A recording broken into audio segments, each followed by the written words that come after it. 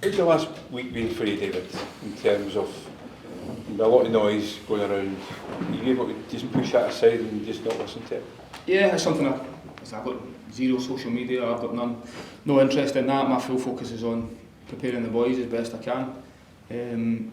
Probably been, I wouldn't say an easier week, but when you look at the game and how the game went, the frustrations have come right towards the end and the ending of the game. But there's so many positives, because I do believe the players deserve to get the 3 points on the day. I think everybody can see that, and that was the message coming back in on the Monday, which is making sure that stick together, the belief's coming, we know it can change. It's very fine margins at the moment, and that has been the focus, and I felt like with the players it's been a positive week on that front. Just as Joe Newell in there, he says that the players owe you more than what you're getting at the moment. Do you agree with him? No, I think they all have to do. Nobody makes mistakes on purpose. We've been unfortunate with some decision making and individual errors at times that cost us. We know that, but it's not a time for feeling sorry for anyone or feeling that everyone collectively needs to do more, because our results tell us that. I think performances have been good at times, but as I've said many times, I get judged on results, so purely down to that, and we've got a responsibility. Yes, it's my responsibility to do it, to put the team together, to pick the team, to try and get the best out of them, and as individuals it's about accountability, the word I use all the time, and that's every single person involved, to try and do the best they can whilst they're on the pitch, and if you're not on the pitch, staying together and driving the boys on. When you're a player and you look after yourself and you try and stay positive even when things are going against you, but as a manager you've got to cope with the negativity that's there. How do you cope with that? I think it's about staying positive. Is that difficult? It's difficult though. It can be difficult, but I think as long as you're true to yourself and you believe in what you're doing. I think if I was not seeing any improvement or not seeing areas in which to be positive about, or like I think I've said it many times now, not shying away from where we needed to improve, the chances we're creating and not scoring enough goals, the clinical nature of it. If we weren't getting the chances, and I'm looking at it going, I'm not sure how this turns, I think I would be in a much worse situation.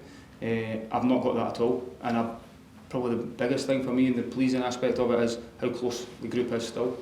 I see it every day in training, and how desperate they are to turn this round. And I think, as you said there, Joe, talking about stepping up and players stepping up, that everybody's feeling it, everyone's hurting the same, and everyone's desperate to try and get that right. And we've got an opportunity to try and do that on Saturday. Yeah, finally for me then, what would a win do heading into an international break to boost everybody's?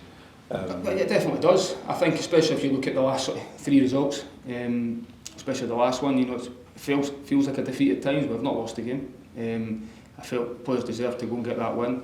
If you can end this little period with 3 points, it's something to then go and build on again, and how quickly it can change from there. It doesn't change and fix, it doesn't solve the problem, it just makes that feel good factor come back, and it's something to build on, and hopefully can then go and build on some momentum, because that's the big thing. When you get momentum, you get a run of games going. I think the flip side to that is if you go and get 3 points, then you've got an international break, you'd rather go and play again. I think the players would rather that, but it still gives an opportunity for us to keep working on the areas we can.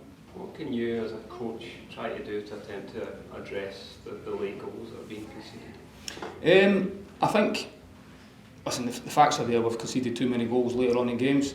I think when you look at the weekend there, I don't think the players deserve to lose a goal at the end. I think it's a decision. Now, don't get me wrong, I'm not justifying my centre forward pulling someone's jersey in the box at all, but I stick by what I said after the game, but I feel the players deserve to get the 3 points and a clean sheet, and then that quickly changes the narrative.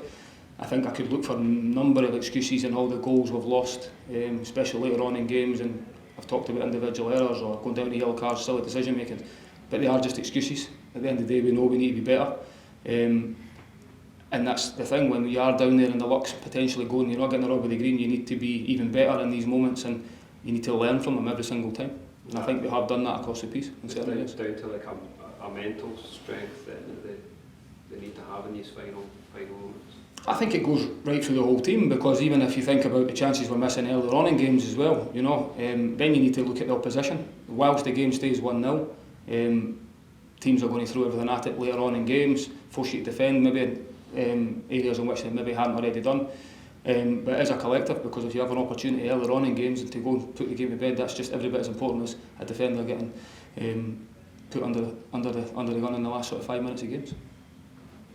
Obviously, the last time you played St Mirren, that 3-0 defeat on the opening weekend, what differences or improvements have you seen in the squad since that last game? Yeah, well, it's a very different squad now. It's in a very different place. Just we obviously recruited quite a few players quite late on.